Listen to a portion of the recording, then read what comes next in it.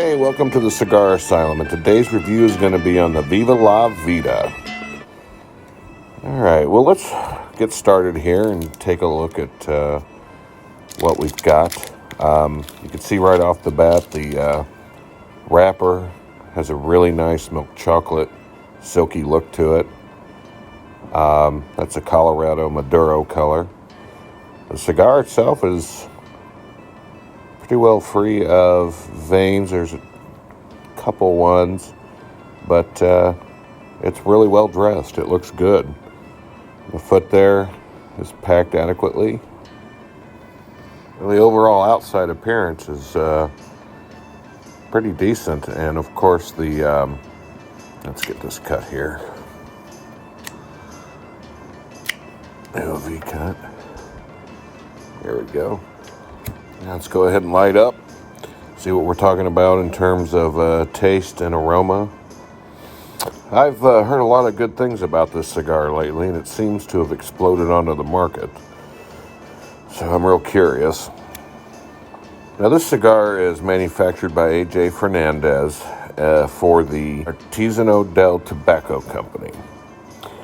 Now if you look on the band here, this says Atlantic Cigar exclusive, and this is a Toro box press. Look at that smoke.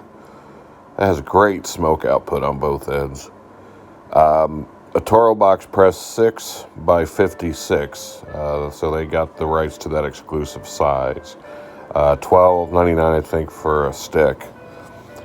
So the website said once they're gone, they're gone. So to start with here, honestly, the first few minutes with this cigar, the flavors, there's not much flavor. It's kind of harsh to start with. Hopefully that'll go away here, but the ash is looking good. You can see there. Nice and white, a little black there going around, but we'll see how it pans out here. So the blend on this, you have a Nicaraguan Habano wrapper. The binder is Nicaraguan Corojo, and the fillers are Nicaraguan Corello 98.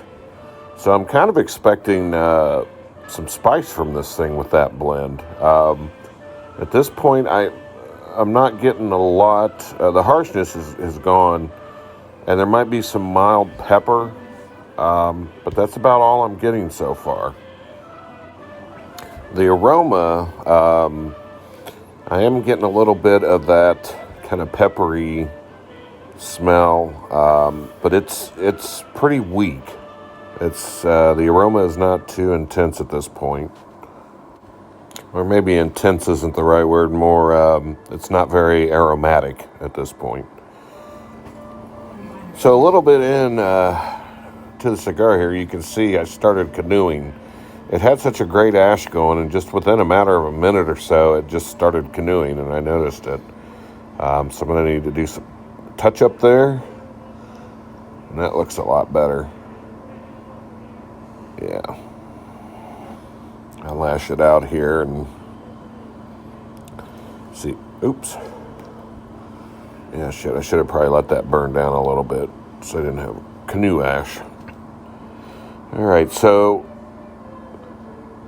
at this point, there's, definitely wood, and the pepper is picked up. It's a lot stronger. Interesting enough, the aroma still isn't really quite there the way I like it. But the wood is getting stronger, and the pepper.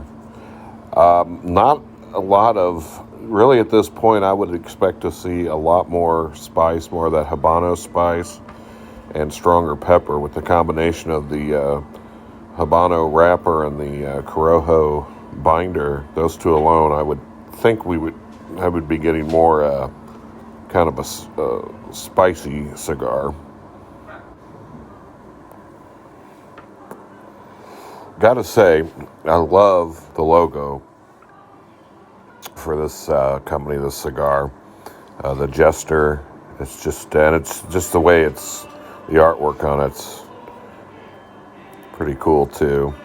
Get that off of there.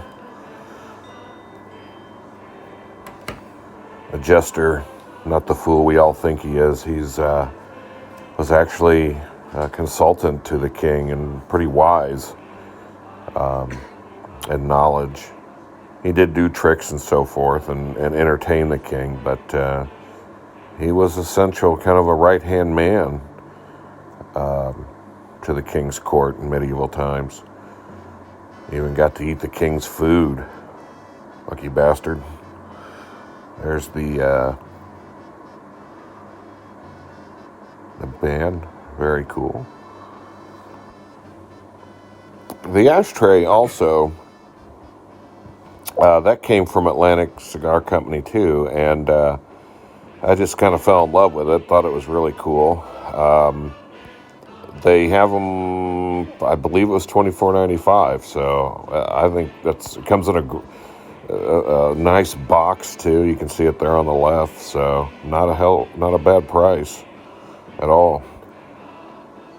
So we've got leather has really kicked in, and the wood has kind of mellowed out, and the pepper is about the same. It hasn't decreased, and it really hasn't gotten any stronger. And the aroma is still pretty lackluster, I'll be honest.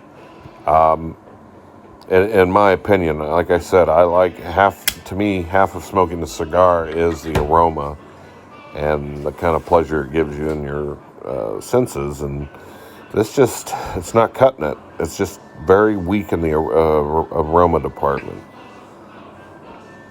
Now, the overall flavor, the leather and kind of the pepper, I mean, it's fine as far as the actual flavor. It tastes good. No complaints there, really. Yeah, as I wrap this up here, I'm going to have to give this a 3.5 out of 5 cigars. For a little over $12 a stick, I'm just not feeling it on this one. I think it should be priced more like a $7 to $8 stick. The lack of spiciness for this combination of the wrapper and binder, the lack of the aromatic, and the canoeing. I'm not sure what caused that. It was burning really nice there for a while, but I don't know. I feel like maybe they spent all their attention on the wrapper, the dressing on the outside, because it is a pretty gorgeous cigar, but the experience just wasn't there to match it. So, unfortunately, but that's just my opinion. But anyway, that's going to wrap it up, and I hope to see you guys in the next review in the Cigar Asylum, and I really do appreciate you guys watching. Thanks a lot.